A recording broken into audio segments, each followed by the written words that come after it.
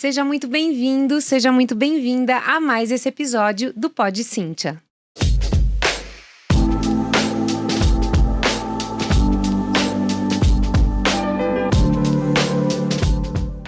Eu sou Cíntia Soares, mestre em educação, musicista, mentora de donos e donas de escola de música, e esse canal é dedicado a donos de escola, músicos, musicistas, professores de música que querem realmente empreender e aprimorar seus negócios e sua metodologia em educação musical.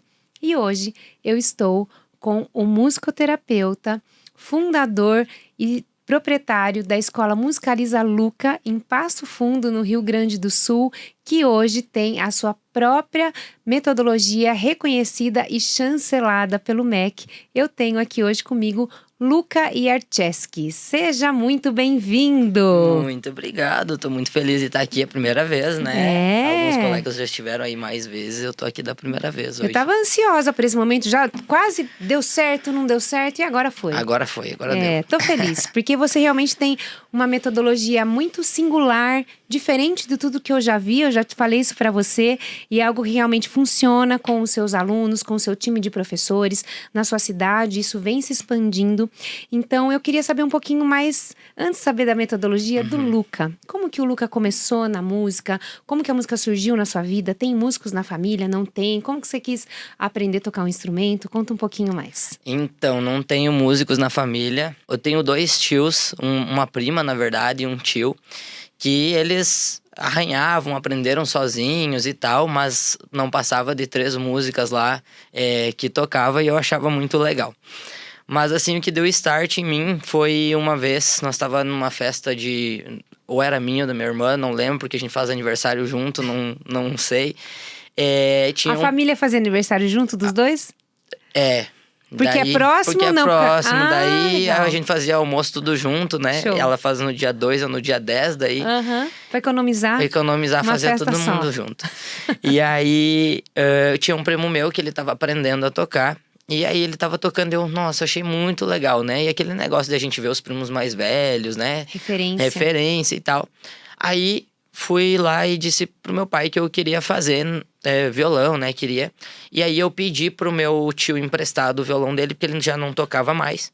E comprei aquelas revistinhas de violão, de banquinha, né? Porque nós não tinha internet, não tinha computador pra, né? Nem sei se tinha site de cifra naquela época. E aí eu comecei a aprender sozinho lá a tocar. E aí meu pai viu que eu tava gostando, né? E naquela época era muito desafiador a questão financeira pra nós. Meu pai tava construindo, enfim. E aí ele pegou um professor lá. Só que, muito diferente de nós, da mentoria da Cíntia, esse professor não tinha uma metodologia afirmada, enfim. E eu acabei que não evoluí muito dentro das práticas com ele. Eu pensei muitas vezes em muitas faculdades na hora de fazer, fiz vestibular para engenharia civil, na verdade. Jura? Isso eu não sabia. E botei como segunda opção música. Aí quando eu passei, a gente olhou pro valor, né? Pensei assim, não vai dar. Aí eu escolhi a segunda opção, que era a música. E eu brinco hoje que foi o erro mais certo da minha vida. Foi né? mesmo. Quando eu passei no vestibular, e daí eu decidi que eu não ia fazer o que eu tinha botado como primeira opção, eu peguei um professor que, na verdade, ele era ele tocava muito guitarra, jazz, e ele não ensinava ninguém. Só que ele era luthier também, e meu pai tem uma marcenaria, e ele ia arrumar as guitarras dele lá. E um dia eu disse assim, ei, tu me dá umas aulas de teoria só porque eu vou entrar na faculdade, não queria entrar tão cru e tal, não sei o quê. Ele, mas eu não sei e tal. Descobri o melhor professor do mundo. Eu acho que ele não vai ver esse podcast hoje, porque ele é meio das grotas, assim, não gosta muito da internet, essas coisas. O que é das grotas no Rio Grande do Sul? Das grotas é, assim, uma pessoa que não gosta muito dessas comunicações novas, assim. Meio na dele, bem reservado. na dele, reservado. Se duvidar, ligar pra ele, tem que ligar pro telefone residencial Fixo, ainda, né? Tá. E ele era, foi o melhor professor, assim, que eu pude ter. Ele me deu toda a base em meses para entrar na faculdade. Isso foi muito, muito interessante.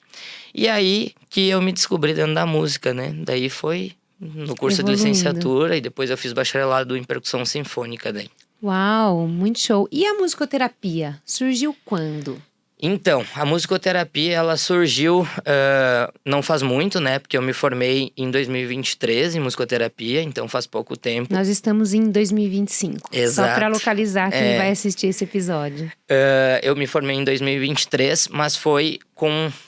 Hoje eu tenho 12 anos de vivência com as crianças, então foi 10 anos de vivência com as crianças, para perceber que já dentro da nossa educação, da nossa metodologia, ela tem uma visão bem diferenciada com relação às necessidades das crianças. E a gente, com esse olhar observador, mais afetivo e tudo mais, a gente percebia que a gente conseguia conectar muito mais as crianças conosco do que a maioria dos educadores, né? Então, eu tinha muito autista. Mesmo não tendo musicoterapia, eu atendia muito autista pelo fato de a gente conseguir se conectar muito com eles, conseguir trazer uma evolução muito grande, mesmo não tendo o conhecimento musicoterapêutico, porque isso tem que deixar bem claro, né? A musicoterapia não é qualquer um que sabe tocar que pode exercer a função. Sim. Né? Ele tem uma formação específica, a gente tem registro, né, dentro da formação, e só esses musicoterapeutas registrados podem atuar, assim como psicólogos, assim como fonos, né? E então eu pensei, seria interessante talvez fazer a musicoterapia, já que a gente tem bastante autista, já que isso com certeza vai ser algo muito visado futuramente, porque ela é uma profissão muito nova. Sim. Né? Uma profissão muito nova e que as pessoas não têm a consciência do tamanho da grandeza que essa profissão tem. Sim. Né? Porque ela pode fazer em conjunto com outras terapias a 3 vezes aumentar o processo de cura ou de melhora dos pacientes, né? Você, por exemplo, assim, trabalhar como fono com uma terapia e eu te ajudar com a musicoterapia na tua sessão, ou se você é fisioterapeuta e eu te ajudar, diminui o tempo em 3 vezes do processo. Do processo terapêutico. Nossa, eu não sabia desse dado. Sim, porque assim, eu vou te dar um exemplo, tá, específico. Um acidente de carro, tá? Eu vou dar o exemplo de um pacientinho meu agora. Ele tem 8 anos, teve um acidente de carro, teve uma anoxia cerebral difusa, né? Desconectou tudo aqui, ele ficou em coma 50, 60 dias e a gente tá no processo de reabilitação dessa criança hoje. Por exemplo, assim, um fisioterapeuta, ele vai lá e vai dar o estímulo que tem, por exemplo, um pezinho e tal, e a criança vai fazer, ou o adulto vai fazer e vai... Ai, meu Deus, tá doendo, que função, que eu tô cansado.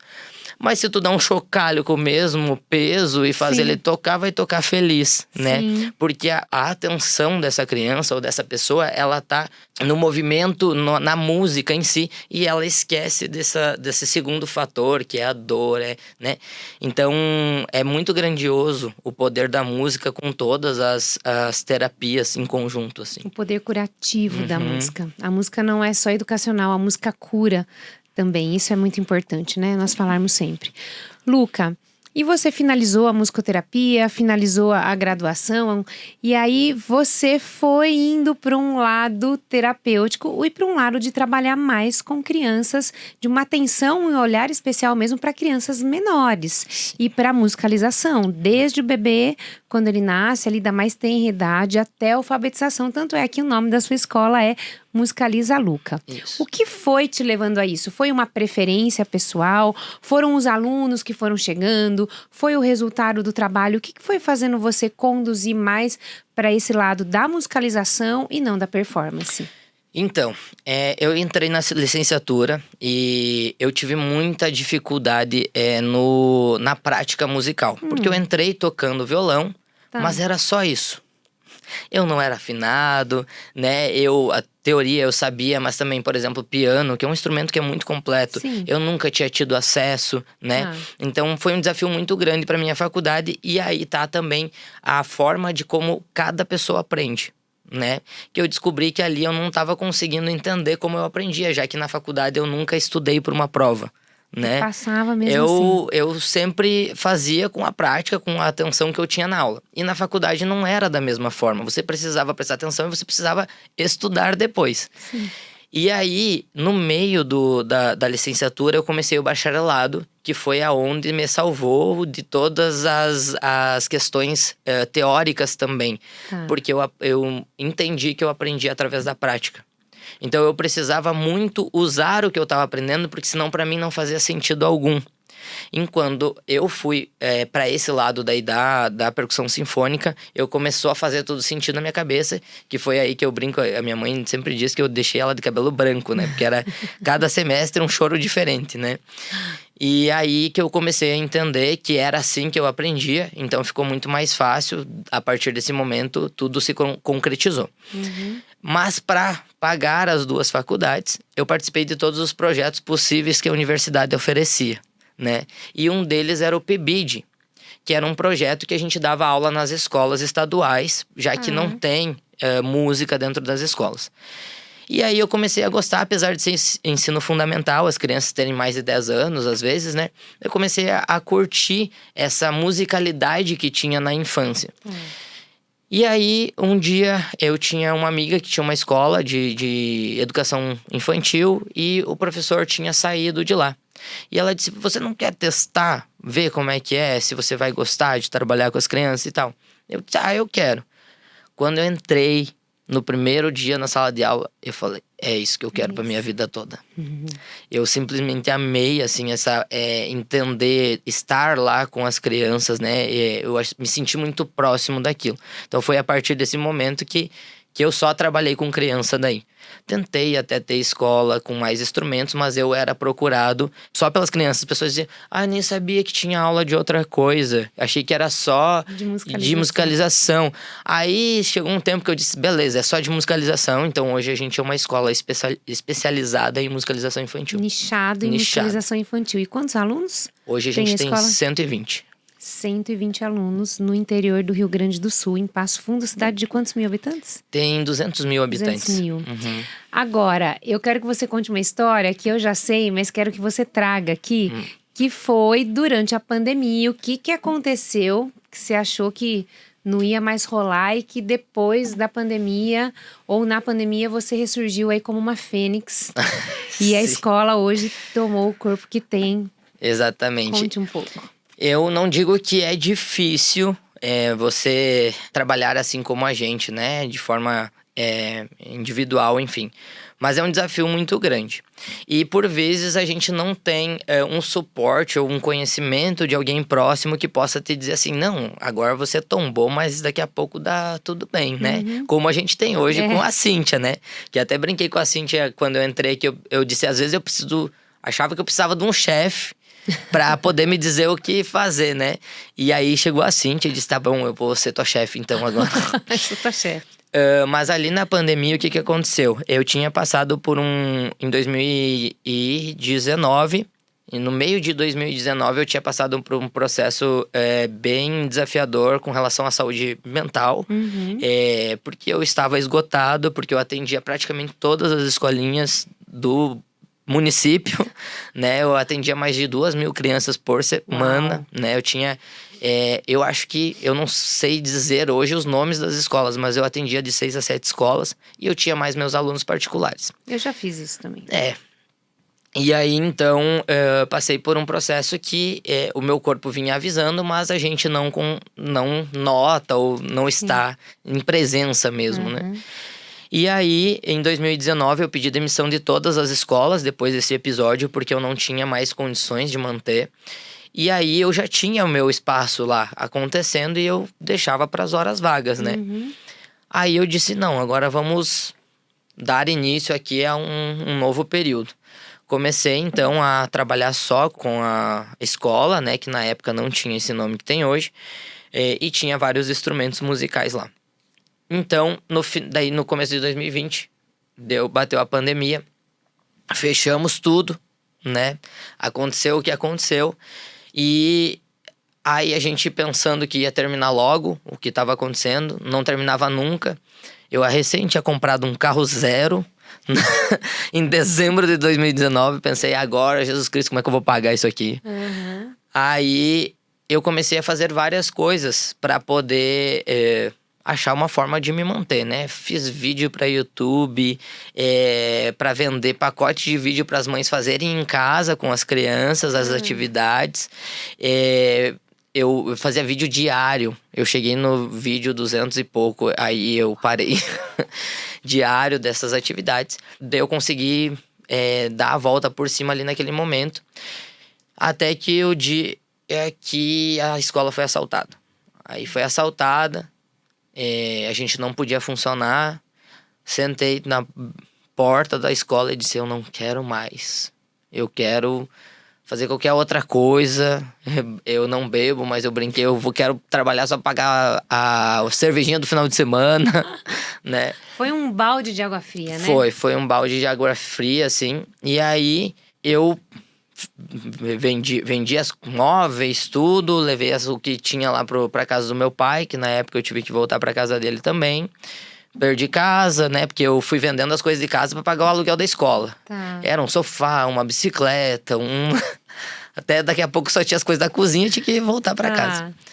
E aí, as mães começaram a me chamar, dizer: Pro, eu sei que não tem como agora, vou voltar a turma, mas quem sabe tu vem atender aqui em casa que eu não aguento mais, é muita coisa, as crianças não sabem mais o que fazer. Então eu comecei… Isso durante a pandemia. Durante a pandemia. Show. Ali, 2 meses depois que começou a pandemia. Aí eu comecei a atender as crianças em casa. Daí eu cheguei a atender 53 crianças em casa. A domicílio. A domicílio, individualmente, né? Então eu comecei a atender as crianças. Você trocou a escola pela… Então eu tava atendendo 53 alunos em casa. Na escola eu atendia 67. Aí comecei a atender em casa. E eu atuo com público classe média alta, né? E então os condomínios geralmente eram muito longe um do outro. Então eu passava o dia inteiro pra lá e pra cá. Mas chegou um ponto ali já, passado alguns meses da pandemia, que tava muito desafiador. Tinha mais procura, tava muito desafiador. E eu comecei a pensar: meu Deus, agora eu preciso voltar pra sala de aula, né? Com alunos em grupo de novo, porque senão eu não vou dar conta de fazer. Você já devia ter lista de espera? Eu já tinha lista de espera, Sim. E eu não tinha mais como assumir, porque as pessoas que estavam comigo não queriam largar, porque, Claro. né, realmente era um período diferenciado, né? Sim, e a metodologia funcionava. Exato. E ela não era tão funcional que nem é hoje. Sim, hoje ela tá né? muito mais estruturada, Exato. tá reconhecida, claro. E aí eu comecei a pensar: não, vou precisar olhar pra isso, né? Voltar pra sala de aula com as crianças.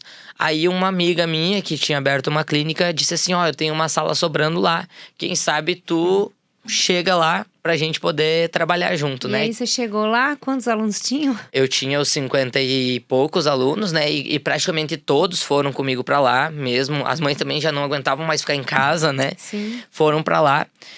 Aí eu tinha uma sala de 5x4. Tinha 5 crianças, 5 mães. Eu e a minha secretária dentro dessa sala, né? E a gente atuou ali 1 ano e pouquinho. Aí, nesse momento, a dona da clínica disse assim: eu acho que a gente vai ter que pegar o andar de cima, porque não tá dando certo aqui, tá muita correria. A entrada da clínica não tava suportando a quantidade de troca de crianças. A gente pegou o andar de cima, ficamos mais 6 meses e o andar de cima também não deu certo mais. Então, você causou, né? no espaço. Causei. É. E aí a gente pegou esse espaço que a gente tem hoje, a sede da Musicaliza, né? Que é um sobrado, é uma casa Aí de você 2 foi andares. para um espaço seu. Exato. Daí a gente começou ali de novo. E com a metodologia e com o nome que é hoje, que eu não tinha Musicaliza ainda. Luca. Isso. Luca, e a sua metodologia é uma metodologia baseada na educação intuitiva. Exato. Brevemente, explica isso para nós, por favor. O que é educação intuitiva? Para começar essa fala da educação intuitiva, eu tenho que trazer os meus mentores, assim como a Cíntia. Claro. Eu tenho mentores da educação intuitiva, que é o Max e a Anne, da educação intuitiva.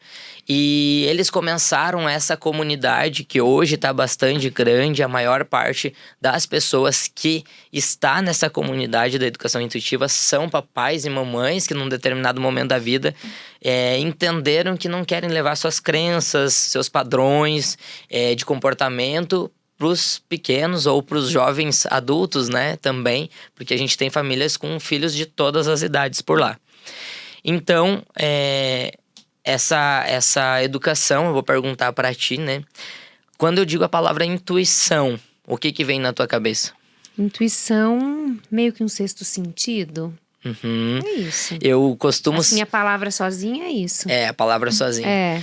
Eu costumo perguntar isso para as famílias, né? E as pessoas sabem o que é intuição, mas não sabem explicar o que é. Né? Elas ficam... intuição é alguma coisa que você pensa, que você... Não, é algo que você sente. Né? A intuição, ela é um sentimento, assim como o amor, a raiva, né? Ela é um sentimento. O nojo, né? Todos esses sentimentos que a gente tem, né? Exato. E quando eu pergunto isso, o que a gente quer com essa educação, tá? Trazer essa autoridade do pai e da mãe de volta para a educação dos filhos. Porque hoje a gente tem 1 milhão de educação diferente. E as pessoas não sabem a qual seguir, né? As mães costumam, mas eu li tal coisa.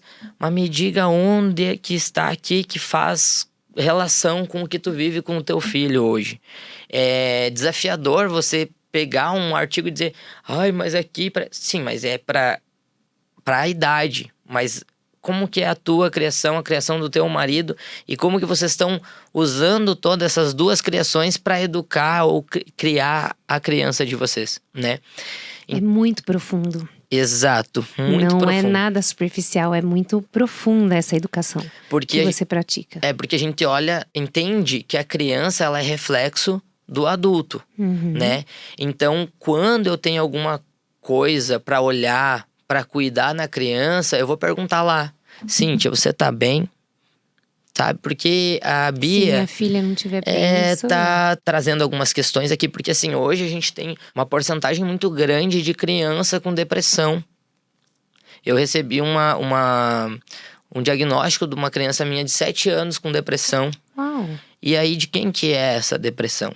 Da família. É do círculo familiar, né? Então não é dessa criança. O que ela tem que fazer? Não tem que pagar boleto, não tem que, né? Só tem que brincar. Exato. Então, da onde que vem? Então a gente tem que olhar pro adulto. Isso também é desafiador. Porque se eu olho pra ti, você vem buscar minha aula, e você sabe o que tem pra ser olhado pra você, e você não quiser olhar, você vai olhar pra mim e dizer assim, não, muito obrigado. Então eu vou procurar uma outra escola. Não vai dizer pra mim, né? Mas vai pensar isso, né? Então, esse é um desafio muito grande hoje que a gente abraça e que, pra mim, não faz mais sentido educar uma criança sem saber a realidade dela, porque eu já eduquei muita criança sem saber a realidade. Porque em todas as escolas de rede, de escolinhas, o professor especialista, os músicos de artes, enfim, que só tem um período por semana, a gente não conhece os pais. Não. Então, vai lá, a Bia tá chorando na aula, por exemplo, assim, uma classe bebê tá chorando lá na aula. Um dia eu digo, mas o que tem a Bia que tá chorando? Na outra semana, meu Deus, a Bia tá chorando de novo. E o professor assim, esgotado, né? Na outra semana, meu Deus. Aquela adaptação que não adapta nunca, né? O que tem essa criança que não para de chorar? E aí, o professor não consegue acolher, porque ele também não sabe de onde que vem.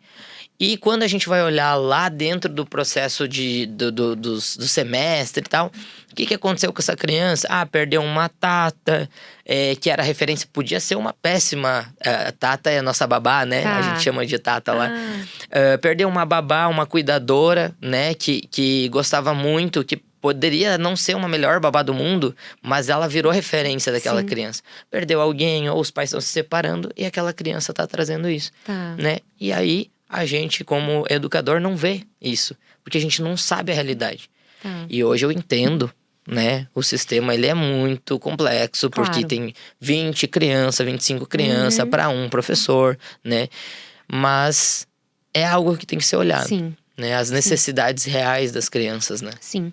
Eu conheço o funcionamento da sua escola e sei que você treina os professores, os profissionais que estão lá para isso. Você, inclusive, não está mais em sala de aula, muito pouco, porque você tem um time treinado para isso. Mas você dirige essa escola como líder dos professores que estão com você e das famílias que estão, porque a gente sabe que uma aula de música, ela não é só o que a criança está ali dentro da aula em 30 ou 45 minutos ou 60 minutos, aquilo transcende a família, transcende não só os pais, mas os avós, os primos, os irmãos, porque essa criança, ela tem um social onde ela convive, né? E isso vai demandando e vai ecoando para os outros lugares que ela está inserida. Agora, Luca, você treinando o seu time, você olhando para essas crianças, o desenvolvimento. Esse ano você fez o seu primeiro show de alunos, que foi incrível. Por sinal, eu vi ali a alegria das famílias, o comprometimento de todos, a entrega das crianças nesse movimento. E como que foi esse processo de reconhecer essa metodologia pelo MEC, pelo Ministério da Educação, que já é validada por quê? Porque você faz essa prática no dia a dia e ela vem funcionando. Como que foi reconhecer pelo MEC, trazer isso para as famílias, trazer isso para o time e elevar ainda mais a consciência das pessoas que estão com você e que não só trabalham, mas os pais, os alunos, para essa metodologia que está agora reconhecida, chancelada, né? Praticamente carimbada ali. Exato. Na verdade, ela só é uma reafirmação daquela construção toda que a gente vem trazendo de anos, né? Fazem 2 anos que eu fiz o fechamento da nossa metodologia, de como eu gostaria de trabalhar, porque eu vi nesse tempo que as crianças estão com a gente o que funcionava e o que não. Porque hoje a gente tem muitas literaturas sobre música, sim, mas elas não abordam mais a tecnologia que a gente tem hoje, né? São metodologias muito sérias, metodologias muito reconhecidas, mas que hoje elas não abraçam o tamanho do desenvolvimento e tão rápido que tem sido, né? Então hoje as nossas crianças não são mais daquele livro que a gente leu sobre, sim, metodologia, sobre educação, né? Então eu fui encontrando ali nesse meio termo, nesse meio tempo, entender como que é o processo de desenvolvimento das crianças. E eu cheguei a 4 ciclos, né, principais, mas a gente já dentro desses 4 ciclos já percebeu que tem algumas diferenças. A gente tem o primeiro ciclo, que é exploração sensorial, né, que vai do 0 aos 15 meses. Então é tudo pra boca, explorando o mundo mesmo, né? Uhum. Tudo é uma descoberta, é cabeça dentro de tambor, é ficar segurando um tule por minutos para entender o que é aquele tecido estranho, né? A gente tem dos 15 meses aos 3 anos a iniciação, introdução musical, que a gente começa a dar foco pro nome dos instrumentos, da função para os instrumentos musicais. A gente começa a olhar para o canto, porque começa a trabalhar a verbalização, as pequenas balbúcios ali. A gente vai começar a trabalhar isso nesse período, até os 3 anos estar consolidada a questão da aquisição da linguagem da criança. A partir dos 3, a gente tem o desenvolvimento da consciência musical. E aí eu entendi que a partir desse momento eu conseguia dizer para eles que ritmo que era, que instrumento e que família que era. Que aquela música que era Cai-Cai Balão agora é Sol, Sol, Fá, Mi, né? Então a gente começa a concretizar aquilo que já tem neles, só a gente começa a dar nome àquilo tudo, né? E a partir dos 5 anos, então 5 anos e meio, 6 anos, dependendo da criança, é a iniciação musical, que é o estudo do instrumento específico, mas aí a gente trabalha também de uma forma diferente, que é em banda, é em prática em conjunto, né? Porque eu notei com o passar do tempo que você ensinar uma criança sozinha, por exemplo, violão, ela vai demorar muito tempo para encontrar um resultado, apesar de eu ter uma metodologia para trabalhar com criança não letrada. Ela vai demorar um tempo para entender que ele tem que repetir um monte de vezes. Hoje em dia as crianças estão muito imediatistas por resultado dos adultos estarem tão eufóricos. E ansiosos, né? Então a criança é muito imediatista, ela não consegue entender que ela tem que ficar muito tempo aprendendo, e daí quando toca ela não consegue cantar ao mesmo tempo. E ela não vê aquele resultado, a criança acaba dizendo, não gosto, não quero mais. E aí a gente vai ver aqueles adultos frustrados que dizem, eu tentei, mas eu não tenho dom. Não, só não teve perseverança mesmo, né? Ou não teve um educador que conseguisse entender as suas necessidades. Sim. E aí, a gente tá trabalhando em banda por quê? Porque eles mesmos se instigam o outro a querer fazer. Tá, mas você ainda não tirou o pedaço, como é que a gente vai fazer a banda? Daí eles... E toda essa comunicação social, né? Essa interpessoalidade que eles têm ali também, que é muito importante depois no trabalho, na escola, né? De conseguir trazer os conflitos. Gente, vocês não tiraram a parte de vocês, e agora como é que nós vamos fazer, né? A gente teve até uma situação específica que eles moram praticamente todos no mesmo condomínio e um passa a buscar todos para ir para aula. E um deles não queria ir para aula e o outro foi lá dentro. Pois tu vai, porque senão a gente vai ficar sem baterista. Pegou pelas mãos e trouxe para dentro do carro e o outro chegou brabo porque o outro tinha trazido. Então, e a gente percebeu nesse meio tempo também, então, que dentro desses 4 ciclos, as crianças que entram no nosso primeiro ciclo ou no início do segundo ciclo, elas passam com quase 1 ano de antecedência para o último ciclo. Então, dentro do ciclo do desenvolvimento, eu tenho 2 turmas.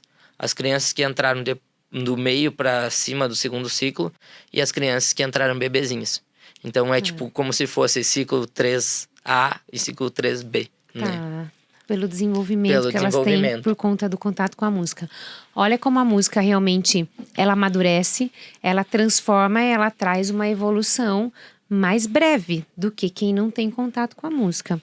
E eu quero que você agora traga um exemplo da sua metodologia, do que você vem aplicando, um exemplo de um resultado que você teve de algum aluno que chegou, pode ser um atípico, ou um aluno típico. Eu sei que você tem um olhar muito apurado para os alunos atípicos também. Então, eu queria que você trouxesse um exemplo de alguma mudança que você viu lá, algo bem significativo que você presenciou com os seus alunos. Então, eu tenho... com as famílias, né? A gente tem sempre os pupilos, né? Eu tenho essa turminha da Musicaliza Band, que eu tô muito, muito orgulhoso, porque eles... Deixa eu só explicar, a Musicaliza Band, depois que finalizam a musicalização, existe a Musicaliza Band, que é uma continuação do Musicaliza Luca. Exato. Uma continuação das aulas de musicalização, é isso, né? A iniciação musical, né? Que é o instrumento específico, porém, em formato de banda. Tá. Porque o que acontece nessa Musicaliza Band? Eles têm contato com todos os instrumentos e num determinado momento dizem, não, eu quero esse aqui, porque a gente tem potencialidades diferentes e às vezes a criança, a gente bota ela num instrumento que talvez não seja a potencialidade dela. E se ela não tem acesso a outros, a gente não vai saber se ela tem aquela potencialidade ou não. Nessa turminha em específico, eu tenho 2. Um que ele é mais agitado, outro mais calminho. E aí o mais agitado foi pra bateria, o mais calminho foi pro piano, porque eles mesmos acharam que era esse o instrumento que eles queriam tocar. E no final das contas, a gente teve que trocar. Porque realmente o que estava no piano se deu melhor na bateria, o que estava na bateria se deu melhor no piano. Então, eles tinham a ideia de que eles queriam tocar aquilo, mas a gente percebendo a potencialidade, viu que não era aquele instrumento. Então, por isso que às vezes as pessoas também têm esse problema de não dar continuidade. Talvez só não seja o seu instrumento, né? Sim. Só seja outro. E aí, essa turminha em específico, eu tenho os meus pupilos, né? Porque... eu fico muito feliz de trazer isso aqui, porque eles estão comigo desde os 8 meses e eles já estão fazendo 8 anos, né? Então, assim, eu praticamente faço parte da família. Total. Né? Vi todas as fases, todo o crescimento, a alfabetização, vi tudo acontecendo por ali. E a gente notou não só a questão musical, porque a gente consegue hoje pegar uma música num dia e já fazer aquela música, mesmo que ainda meio fora do tempo, eles já conseguem fazer isso. Em um dia, a gente fazer a banda acontecer. Mas também na questão do fator emocional, né? Porque a gente tinha um que se frustrava muito com qualquer erro. Ele não gostava de errar de nenhuma forma. E eu encontrei nele também a forma que ele aprende, né? Porque tem crianças... Eu ficava lá do lado dele, ele errava. Dali a pouco ele tava chorando. Aí eu entendi que, na verdade, eu tenho que trazer tudo escrito, deixar lá no piano. Ele tira sozinho, depois me mostra. Tá. E eu só corrijo o que precisa ser corrigido. E agora ele nunca mais teve nenhum episódio de frustração, de desespero. Então, ver eles crescendo, né? Sim. E se comunicando dentro da banda, né? Porque esses 2 em específico são amigos. E eu via que um se atritava. Não, ele se recolhia no não gostar do que o outro fazia, mas ele não... E hoje em dia ele ei, olha só, não gostei disso que você fez. Vamos olhar pra isso aqui, ou ó, até aqui é o meu espaço, aí é o teu, né? E a gente começa a ver, tá dando resultado, porque ele tá se expressando, ele tá trazendo as necessidades dele, ele não tá deixando barato, guardando pra ele pra depois, né? Então, não só musicalmente falando, mas emocionalmente falando, a gente tá conquistando coisas bem bonitas, que é isso que falta hoje, eu acho. Porque ambos, né, nós temos empresa, eu tenho uma empresa fora da escola também, e a gente nota o encontrar funcionários, né, na faixa etária aí dos 20 e poucos. Sim. Eles não conseguem absorver comunicação, eles não conseguem comunicar, eles não conseguem entrar em contato com frustração, conflito. E ali a gente consegue, dentro da banda, desenvolver isso para um futuro, né? Muito bom. Luca, houve algum desafio desse crescimento no interior, de solidificar a sua escola no interior e mostrar para as pessoas realmente o valor da escola e como acontece a sua metodologia de ensino? E como foi para a comunidade da sua escola receber a notícia da chancela do MEC, para os professores, e como vem sendo a solidificação disso na cidade mesmo, né? Da sua escola ser a única escola da cidade com esse título, com essa titulação. Eu acho que qualquer coisa nova tem um desafio, né? Além de eu ser uma escola especializada em musicalização infantil, trazer essa chancela traz muita responsabilidade também, além de autoridade, né? Porque eu tenho que realmente fazer jus a essa chancela hoje. Não que eu já não fizesse antes, né? Mas o desafio é a valorização, né? A valorização do trabalho, né? Hoje eu sou a escola mais cara da cidade, da região, com certeza, né? Então... E ouso dizer que uma das mais caras do Brasil. Tô dizendo isso porque eu acompanho donos de escola de música todos os dias, e até quando eu falo do seu exemplo, do valor de mensalidade que você tem, para crianças, numa escola de musicalização de infantil no interior, as pessoas assustam. Agora vamos falar o valor, porque tá todo mundo curioso aqui, né? O valor de mensalidade. Sim, hoje a nossa mensalidade do experimental, né, é R$500. E a gente tem os pacotes dentro da metodologia ali, a gente tem os pacotes. Mas hoje é esse o valor. E esse valor hoje ainda não é nem metade do valor que a gente fez a precificação, né? Com contador, enfim, baseado. Mas esse experimental, ela é uma... O aluno passa por um experimento antes de ele efetivar a matrícula. Então, ele tem um mês experimental, que é esse valor de R$500. Musicalização a partir de 0 anos, aí até os 6 anos. E depois disso, ele efetiva a matrícula. Então, isso realmente faz parte dessa construção de uma pessoa que não tinha escola, que vendeu tudo e começou numa sala e, de repente, isso ampliou e foi para um espaço, né? E claro que isso tem que valorizar mais, a gente está trabalhando para isso, e essa chancela traz isso. Quanto o seu trabalho, além de ser reconhecido, ele é valoroso e transformador. E que você tem uma retenção de alunos imensa também, que os alunos entram e ficam muito tempo com vocês, né? Então, como que foi trazer isso mesmo, essa chancela e esse valor para a escola, e como foi o olhar das pessoas?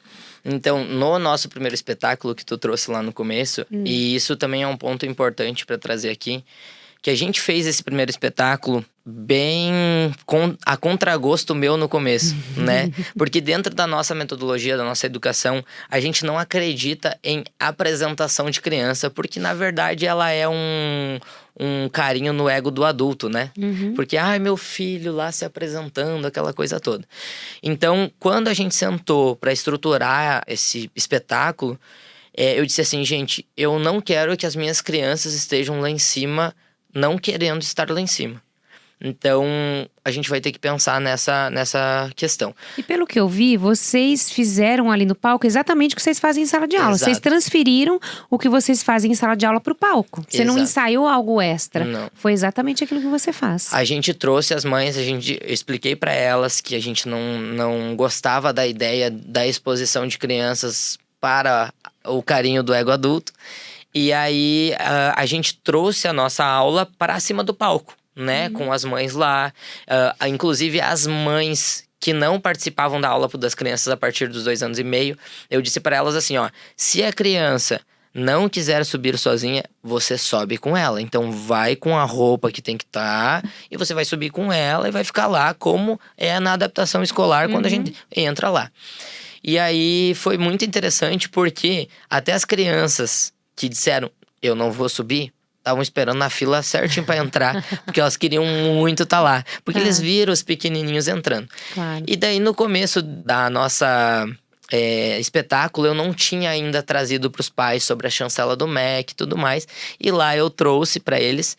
E como eu falei pra eles, ele não vai tirar a essência da música lisa. Sim, Ele não só vai engessar. Ele só vai reafirmar aquele propósito que a gente tem com as crianças, né? As famílias ficaram bem felizes, inclusive, com a notícia, enfim. Mas foi muito, muito interessante, assim. Que bom, que bom. Luca, para finalizar, eu quero que você deixe aqui uma mensagem para pais, para educadores que estão ali em sala de aula, que por algum motivo, algum dia estão desmotivados, em algum momento difícil, não sabe se é isso que vai querer mesmo da profissão, como já aconteceu com você. Queria que você trouxesse uma palavra aqui, uma afirmação e um direcionamento para essas pessoas. Então, nesse tempo todo, né, que a gente tá trabalhando com crianças lá, trazendo essas coisas boas para eles, porque música é a melhor coisa que tem, né? Eu notei o quanto a diferença a gente fez. Mas às vezes a gente não reconhece toda essa diferença, né? Porque assim, a gente tá lá todos os dias. Pra nós, hoje não, né? Mas quando eu trabalhava em escola tradicional, eu dizia, é mais um aluno. Mas pra ele, é a aula de música. Pra mim, é mais uma aula do dia. Mas pra ele, é a aula de música, né? Eu sempre digo para as minhas educadoras lá que trabalham comigo. A melhor aula todos os dias. Porque pra você, é mais uma turma. Pra eles... é a turma, a aula, né? Então, teve uma mensagem específica que eu recebi há um tempo atrás de uma mãe que me mandou um áudio há 10 minutos. Ela já não era mais mãe da escola, né? Ela me mandou um áudio de 10 minutos dizendo assim: quando eu passei lá na frente da tua outra escola fechada, eu fiquei muito, muito triste que fechou. Mas eu já tinha reiniciado ali dentro da... E eu fiquei muito, muito feliz que você tá de novo com turminhas e tal. Que hoje o B, ele tem 3 anos.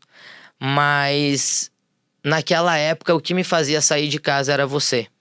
Na época do puerpério, né? Eu só queria tomar banho, passar um batom, trocar de roupa pra ir na aula de música, né?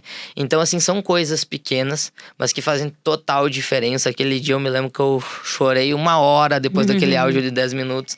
Porque realmente, às vezes a gente não sabe o quão é importante, porque quando a gente tá incomodado com alguma coisa, a gente fala. Mas quando a gente gosta de alguma coisa, dificilmente a gente fala, né? Exatamente. Então, pra criticar, todo mundo fala, mas pra elogiar é mais difícil mesmo. Então, só sigam, né? Se é o propósito, é o que ama, tem que amar.